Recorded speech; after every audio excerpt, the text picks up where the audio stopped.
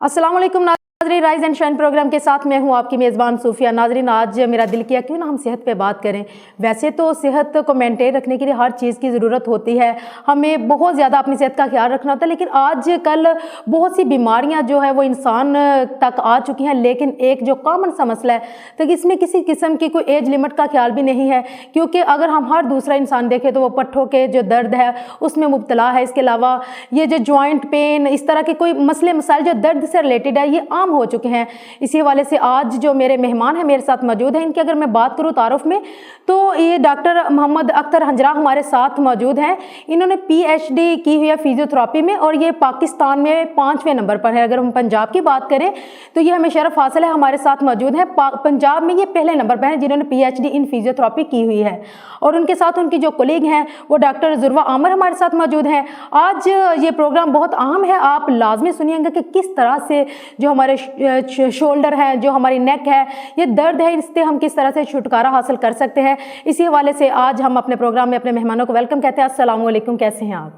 जी वालेकुम अस्सलाम।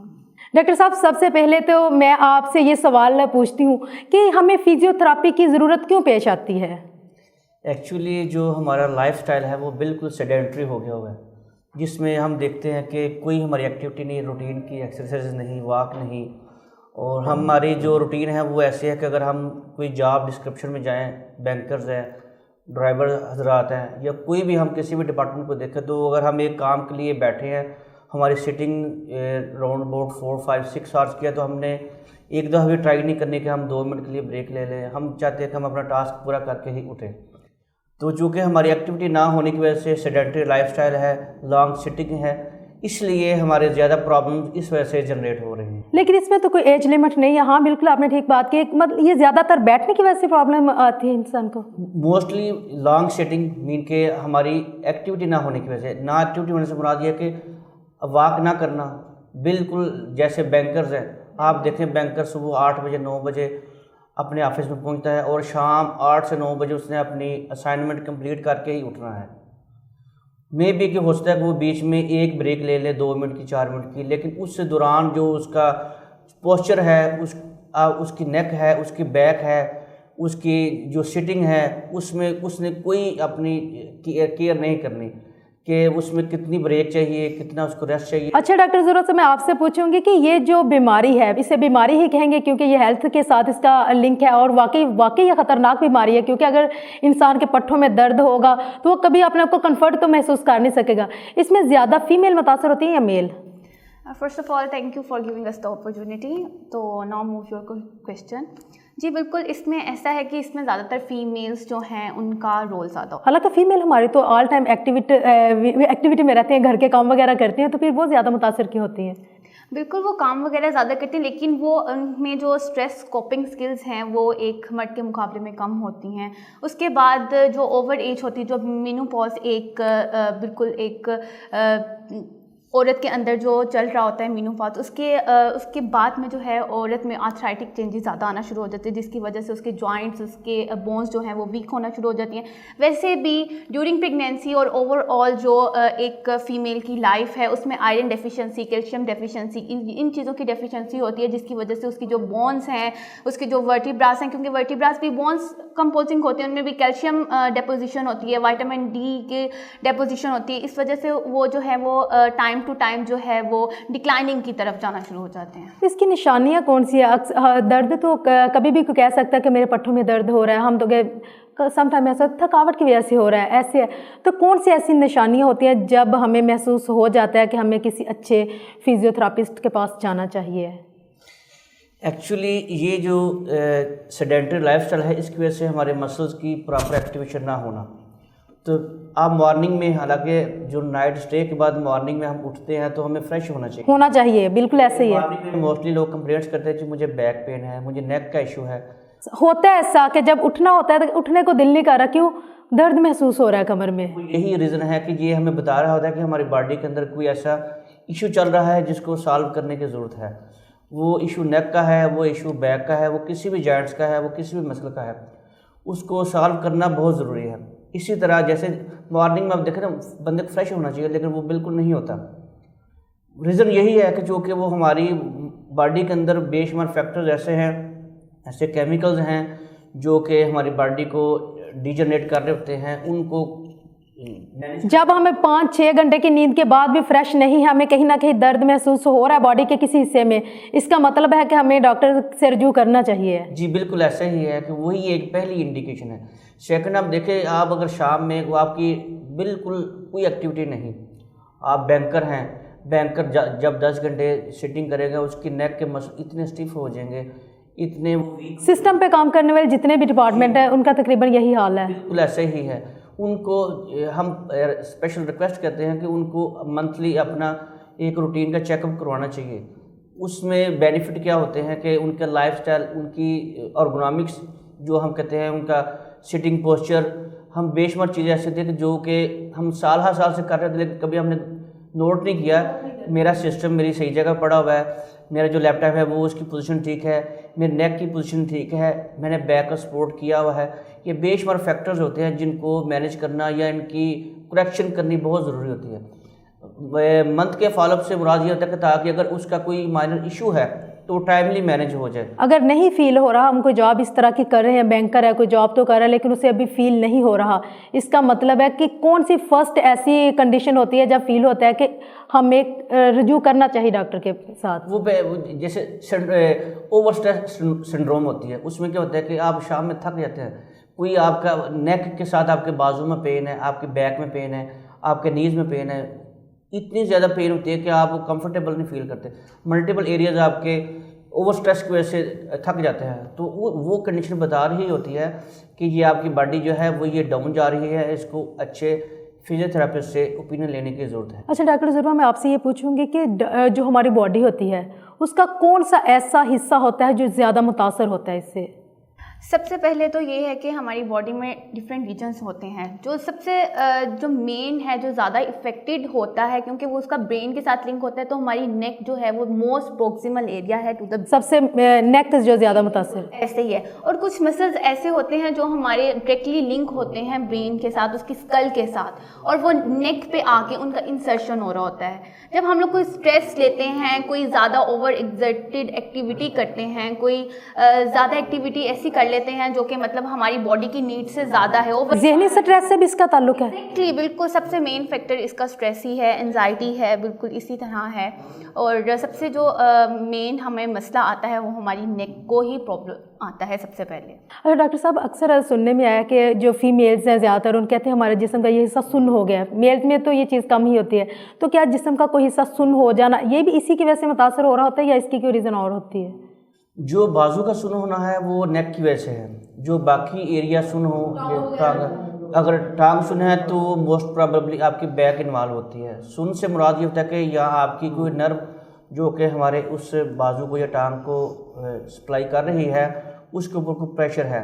वो प्रेशर चाहे मसल्स का हो, वो चाहे नर्व्स का हो, वो स्ट्रेस का हो, वो हमारे रॉन्ग पोस्चर की वजह से हो, बेशुमार फैक्टर्स हैं उनकी वजह से हो, तो सुन्नपन की वजह आपकी नेक के मसल्स की वीकनेस या उस नर्व का दबाव में आ जाना उसकी वजह हो सकता है। तो जिस्म का कौन सा ऐसा हिस्सा है जो किसी मास्टर समझा जाता है कि यहाँ से ये स्टार्ट हो सकती है, हमें जो फिजियोथेरापिस्ट की ज़रूरत होती है, कौन सा ऐसा हिस्सा होता है जिस्म का जिससे हमें पता चलता है कि ये जिस्म का हिस्सा है, यहाँ पे दर्द हुआ है तो हमें स्पेशल डॉक्टर के पास जाना चाहिए? मोस्ट प्रॉब्लम जैसे डॉक्टर ज़ुरवा ने पहले बताया कि जो नेक है, नेक जो है वो ज़्यादा मुतासर है, क्योंकि हम भी कोई काम कर रहे होते हैं तो हमारी बिल्कुल ये हाँ मूवमेंट हमारी बॉडी की, अगर कोई हम और काम करते हैं तो उसमें तो बॉडी की मूवमेंट डेफिनेटली होगी, लेकिन नेक के सिस्टम पे हम मुसलसल काम करते हैं तो हमारी जो ज़्यादा बॉडी की मूवमेंट है वो नहीं होती, उसकी वजह से हमारी जो नेक है वो ज़्यादा मुतासर हो जाती है। ठीक हो गया। तो ये सुन्न वगैरह जिस्म होना और इसमें हाथों का सुन्न होना इसके साथ करते हैं। मोस्टली जो जिस्म का सुन्न होना है वो इतना नहीं जितना बाजू का सुन्न, बाजुओं का सुन्न होना है जो वो इसके साथ ताल्लुक है। बिल्कुल ऐसा ही है। नाज़रीन, आप देख रहे हैं कि आज का जो प्रोग्राम हम कर रहे हैं हेल्थ पे, और इसमें आज हमारे साथ जो फिजियोथेरापिस्ट डॉक्टर साहब हमारे साथ मौजूद हैं, और आज का जो प्रोग्राम है आपके लिए बहुत अहम है क्योंकि कॉमन से इशू हो गया हुआ है जिसमें दर्द होना, पट्टों का खिंचाव वगैरह, इस पर हमारी बातचीत चल रही है। हम जाएंगे एक छोटी सी ब्रेक पे, ब्रेक के बाद कहीं मत जाइएगा, हमारे साथ रहिएगा।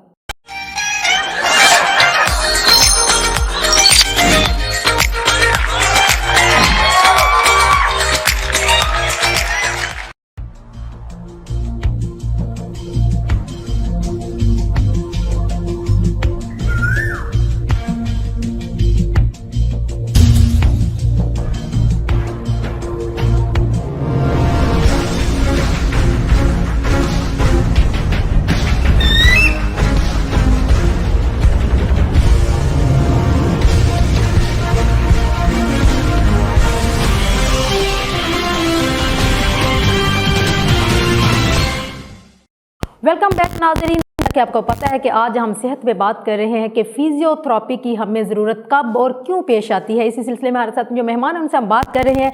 डॉक्टर साहब, आप मुझे ये बताइएगा कि अक्सर ऐसा होता है कि कहते हैं चक्कर आ रहा है या सर में दर्द हो रहा है, क्या उसका भी इस दर्द के साथ कोई ताल्लुक है या वो एक अलग सा इशू है? जी बिल्कुल ऐसा ही है कि जो हमारे सर दर्द या जो चक्कर आते हैं ये बिल्कुल जो जिसको हम अपनी मेडिकल टर्मिनोलॉजी में कहते हैं सर्वाइकोजेनिक हेडेक कहते हैं या वर्टाइगो है, इसके अंदर एक्चुअल होता क्या है, या तो हमारी गर्दन के जो मसल्स हैं उनमें तनाव आ जाता है या फिर हमारे जो मोहरे हैं ऊपर के पहले दो, ये मैं एक तस्वीर दिखाना चाह रहा हूँ, ये हमारी बॉडी है, ये जो पहले दो मोहरे हैं इनके अंदर इनकी नाजरीन आप देखिए कि ये मॉडल हमारे सामने है और बिल्कुल अच्छे तरीके से समझाया जा रहा है। आप इसको अगर आप इसको गौर से देखेंगे तो बहुत सी आपकी जो प्रॉब्लम्स हैं वो हल हो सकती हैं। ऐसे ही है क्या डॉक्टर? जी बिल्कुल ऐसा ही है कि ये पहले जो दो मोहरे हैं वर्टिब्राज हैं इनकी मूवमेंट के कम होने की वजह से यहाँ से खास किस्म के छोटे मसल्स निकलते हैं जो कि नेक को कंट्रोल करते हैं। समटाइम ऐसा होता है कि दर्द हमें फील नहीं होता लेकिन इसके बावजूद चक्कर आ रहे होते हैं, सर में दर्द होता है लेकिन शोल्डर में दर्द नहीं होता, उसकी भी यही वजह होती है। ऐसा ही है कि यही मसल्स हैं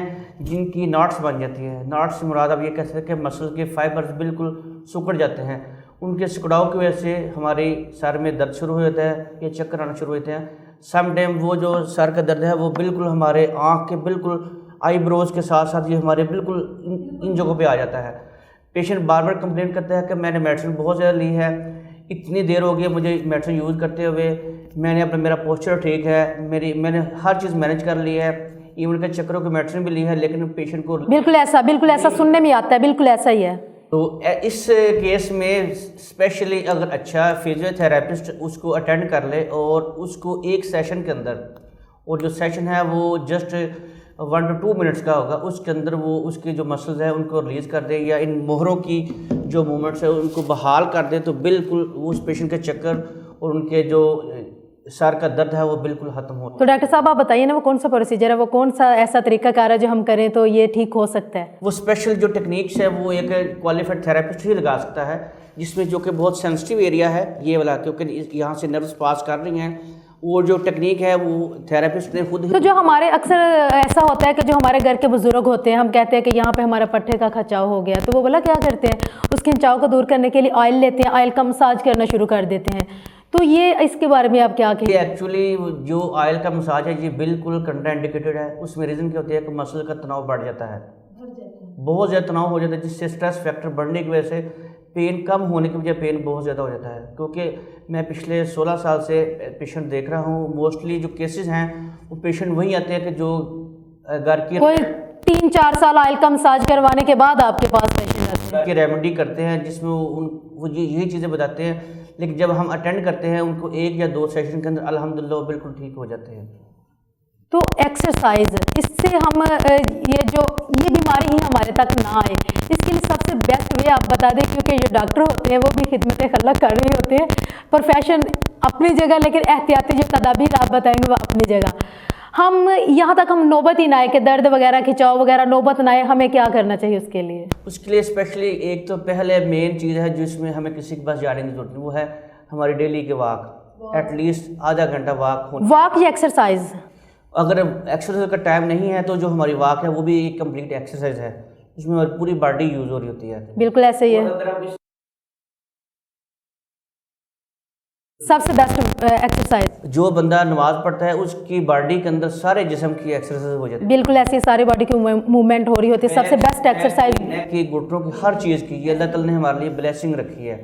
और जो दूसरी बात है वो रूटीन की वॉक है, वो चाहे आधा घंटा हो 15 मिनट हो। सबसे बेस्ट वॉक का टाइम तो मॉर्निंग वॉक है, तो क्या आप हमें ये बताएंगे कि मॉर्निंग वॉक के अलावा भी हम किसी टाइम वॉक कर सकते हैं जो कि बेस्ट है? बिल्कुल ऐसा है, अगर आप मॉर्निंग में आपके पास टाइम की फैसिलिटी नहीं है तो आप शाम में कर सकते हैं। अलबत्ता ये कि आपने अगर खाना खा लिया उसके तकरीबन 45 मिनट्स के बाद आपने वॉक करनी है या उससे पहले कर लें।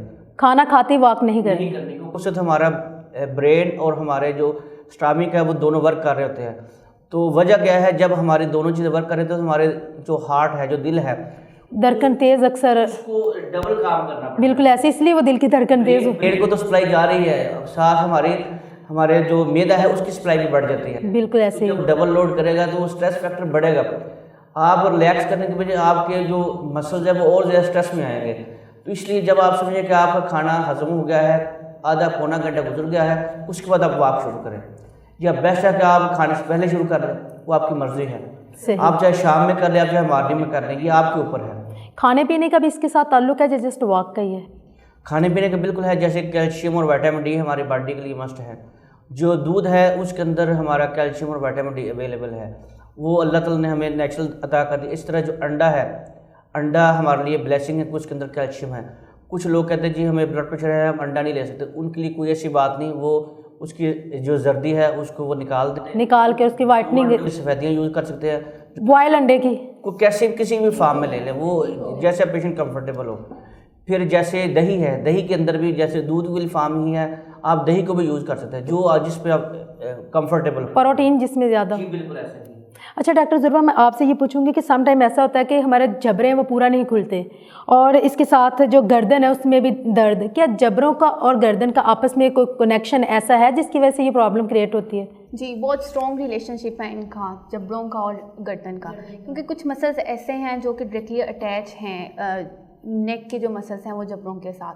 ठीक है, जब आपका मुंह, अगर आप ज़्यादा कुछ लोग होते हैं जिन जो ग्राइंडिंग करते हैं टीथ की, ठीक है, और उसके बाद स्ट्रेस को कोप करने के लिए किसी को एंजाइटी होती है तो हम अपने टीथ क्लेंच कर लेते हैं, अपनी फिस्ट को क्लोज कर लेते हैं।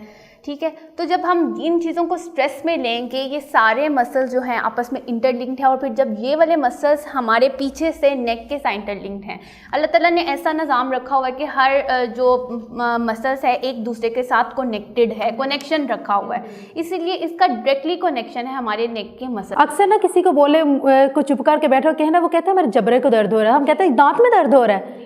भी हमारी एक कंसेप्ट बन गया है कि अगर दांत में दर्द होगा तो ही जबड़ों में दर्द होगा। ये एक कॉमन सी चीज़ है जो सुनने में आती है।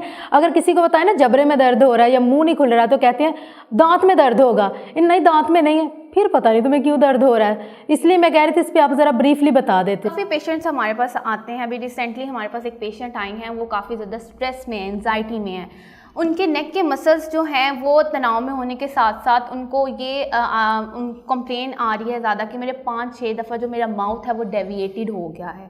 और जब हमने देखा उनको तो उनके जो नेक के मसल्स थे वो काफ़ी स्ट्रेस में थे, काफ़ी टाइट थे। असल रीज़न नेक के मसल्स थे। उसके प्रॉपरली ओपन होने ना होने की वजह से, प्रॉपर फंक्शनिंग की वजह से जो है उनके जो मसल्स हैं जबड़े के वो भी जो है वो भी तनाव में आए, जिसकी वजह से उनकी जो माउथ है वो एक तरफ डेविएटेड हो गया था। अच्छा डॉक्टर अख्तर साहब, मैं आपसे ये पूछूंगी कि डाइट का आपने बोला और साथ एक्सरसाइज का, तो आप हमें बताएं कि अगर आपके पास कोई पेशेंट आता है आप उनको दोनों चीज़ें कहते हैं करने को, मतलब अच्छी डाइट या सिर्फ एक्सरसाइज? देखिए डाइट तो मस्ट है, हमारी लाइफ का हिस्सा है कि डाइट हमने लेनी है।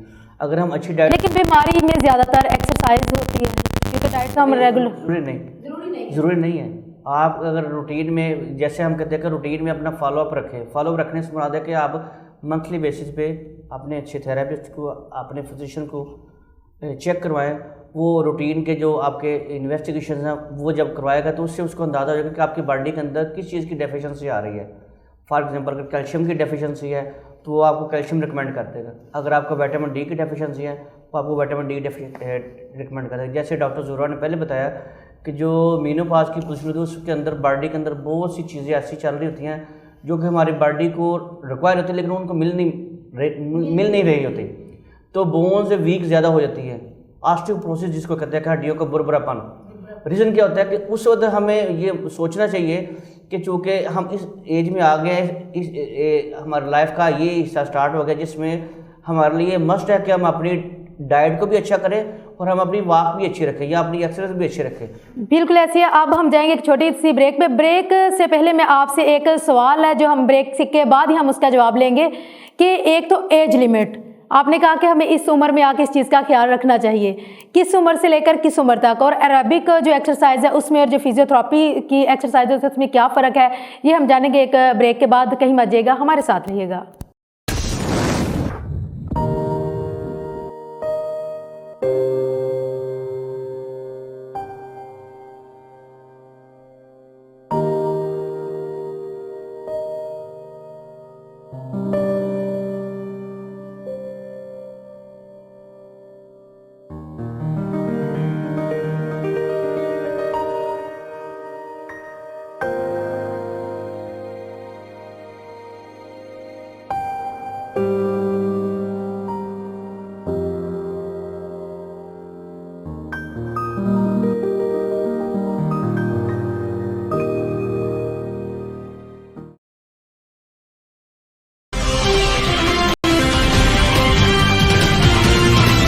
वेलकम बैक नाजरीन। जैसा कि आपको पता है कि हम बात आज कर रहे हैं जो हमारे मोहरे वगैरह, गर्दन वगैरह में अचानक दर्द का निकल आना, और हमारे पास आज जो डॉक्टर मौजूद हैं, इनकी अगर आप गुफ्तगू ध्यान से सुनेंगे तो आपके लिए बहुत ज़्यादा कारआमद है, क्योंकि आप घर में बैठ के जो एहतियाती तदाबीर हैं उनके इस्तेमाल कर सकते हैं।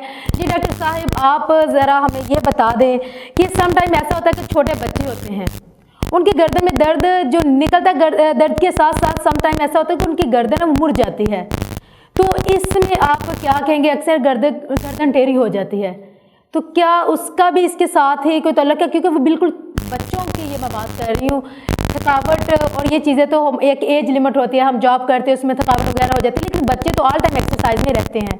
जी बिल्कुल ऐसा ही है कि एक्चुअली बच्चों के साथ जो मामला होता है उसकी वजह के बच्चों का जो पिलो है उसका साइज़ प्रॉपर ना होने की वजह से, या कोई और बेशुमार फैक्टर उसकी वजह से, अगर कोई किसी बच्चे को गर्दन का दर्द का मसला बन गया है, तो वो बच्चे की पोजीशन ऐसी होगी कि वो अपने आप को फैसिलिटेट करने के लिए अपनी नेक की पोजीशन ऐसी बना लेगा जिसमें जहाँ पे उसका स्ट्रेस है, ताकि उसके ऊपर लोड ना पड़े, टेंशन में ना आए।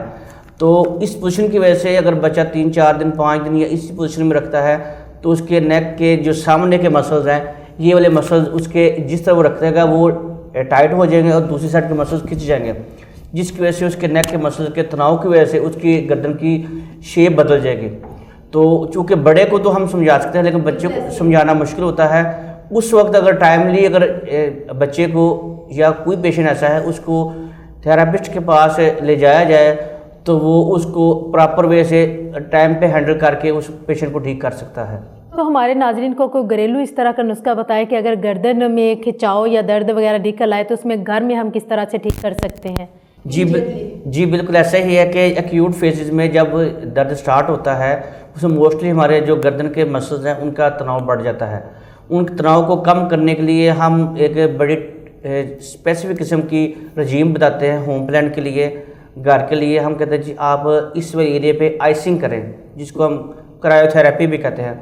आइसिंग का रोल ये है कि एक्यूट फेज़ में जो मसल्स का तनाव है उसको कम करने के लिए अराउंड अबाउट 10 से 15 मिनट की हम आइसिंग किसी टॉवल में अनरैप करके, या आइस पैक भी मिल जाते हैं मार्केट से, वो हम यूज़ करवा सकते हैं। उससे अराउंड अबाउट 1 से 2 दफ़ा करने से पेशेंट की पेन बिल्कुल मैनेज हो जाती है।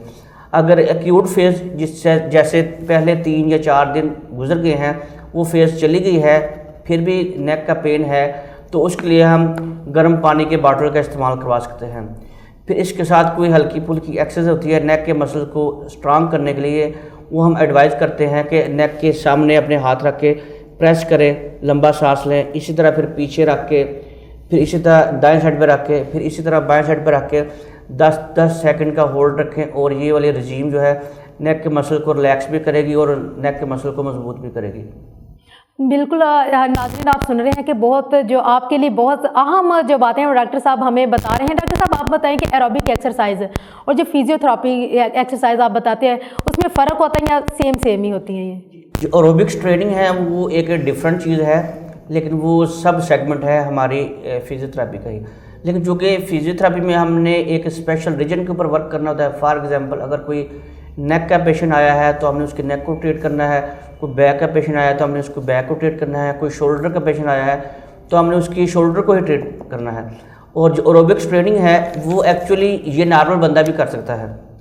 एरोबिक्स ट्रेनिंग का मेन मकसद क्या है कि हमारी बॉडी को जो फ्रेश रखने के लिए, अपने को एक्टिव रखने के लिए, जो हमारी बॉडी को ऑक्सीजन की सप्लाई हमारे सेल्स को, हमारे मसल्स को चाहिए होती है, वो एरोबिक्स ट्रेनिंग देती है।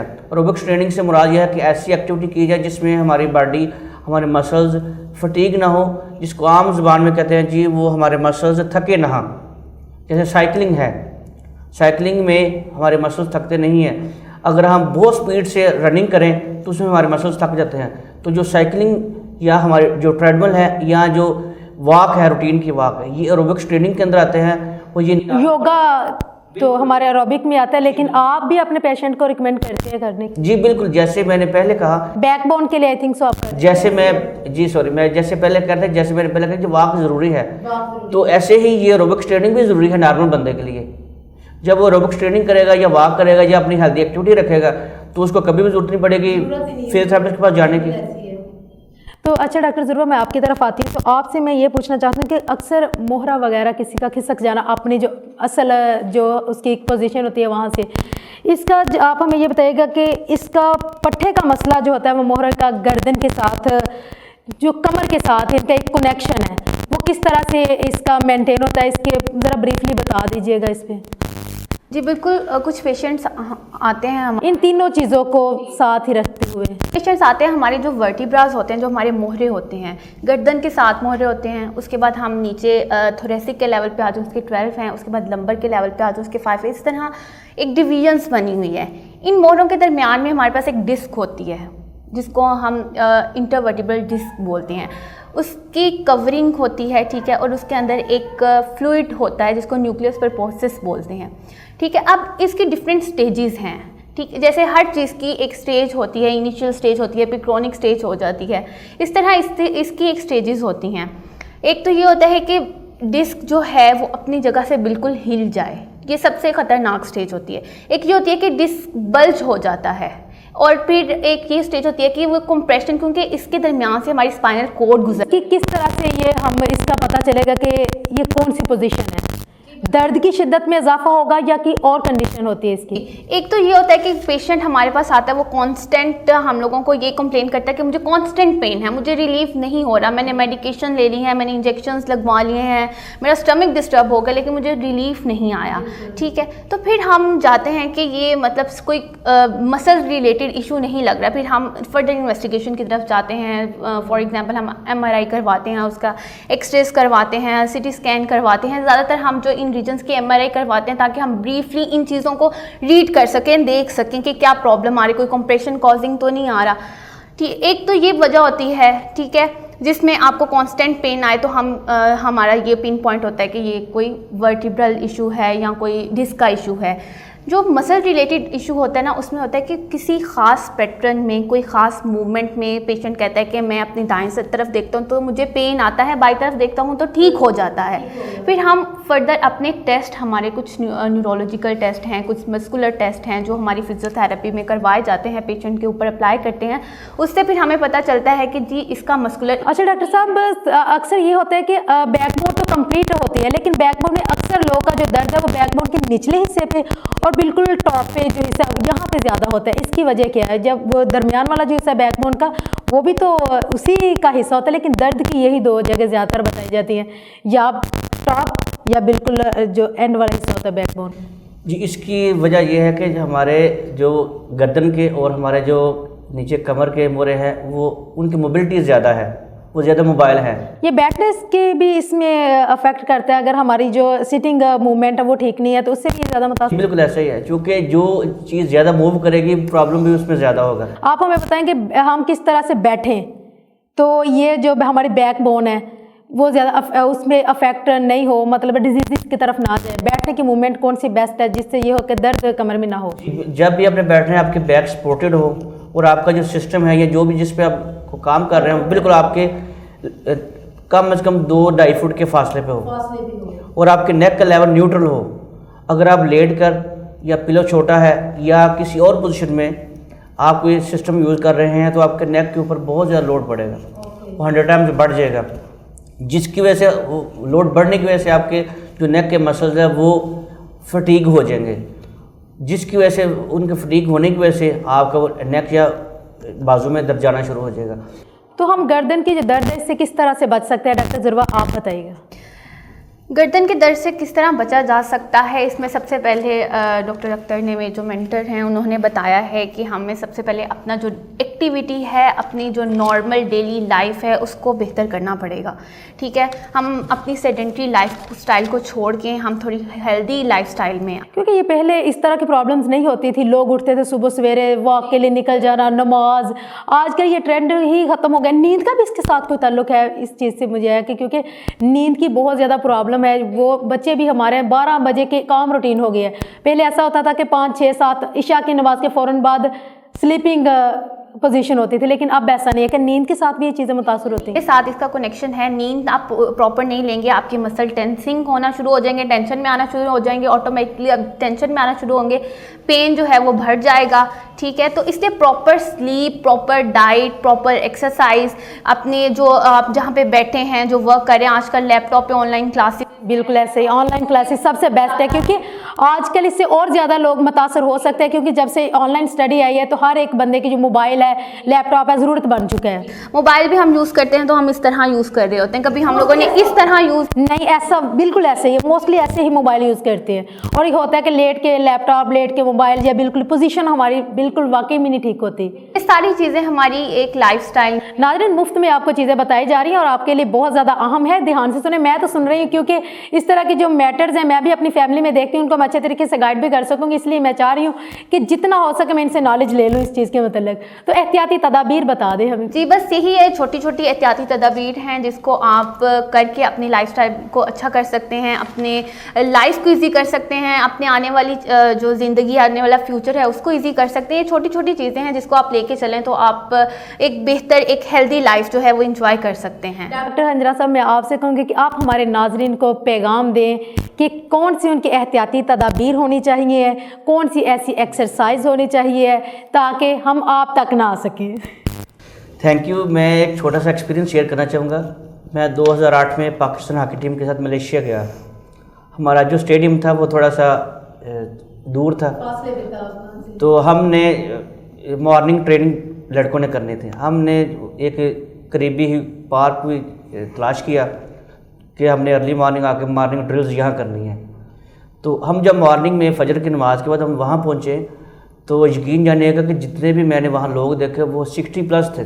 60+ फीमेल्स और मेल्स और एक्टिव। बिल्कुल, मैं हैरान परेशान हो गया। एक नहीं, वो छोटा सा पार्क था, उसके अंदर राउंड 100 के करीब वो लोग थे। मेरा तो ख्याल था कि मॉर्निंग में कोई बंदा यहाँ नहीं आएगा।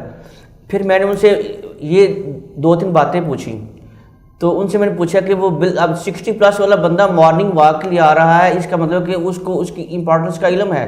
एक इंपॉर्टेंस का इल्म है और एक वो फिजिकल इस तरह फिट है कि सुबह उठ के वॉक के लिए निकल रहा है। और हमने उनसे जो बातें पूछी, उन्होंने 2 बातें बताई मुझे। एक उसने कहा जी हमने ठंडा पानी बंद कर दिया हुआ है, हम नीम गर्म पानी का इस्तेमाल करते हैं, जो ऑयल चिकनाई वगैरह बिल्कुल हमारे स्टाइल में कहीं भी हमें डिस्टर्ब नहीं करते। सेकंड ने कहा जी हमारी डेली रूटीन है, छुट्टी हो कुछ भी हो, हमने मॉर्निंग वॉक करनी ही करनी है।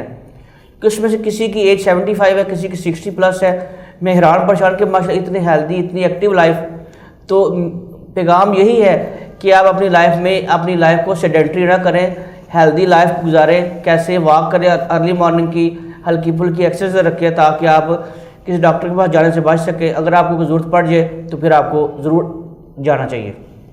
बिल्कुल, आपका बहुत शुक्रिया कि आपने हमारे नाज़रीन को बहुत अच्छी बातें बताई हैं सेहत के हवाले से। नाज़रीन, आज हमारे जो प्रोग्राम है उसका वक्त ख़त्म हो जाता है और एक्सरसाइज लाजमी करें और पानी जो ठंडा है, उन्होंने बताया कि ज़्यादा ठंडा पानी इस्तेमाल ना करें, इससे भी सेहत बहुत ज़्यादा मुतासर होती है।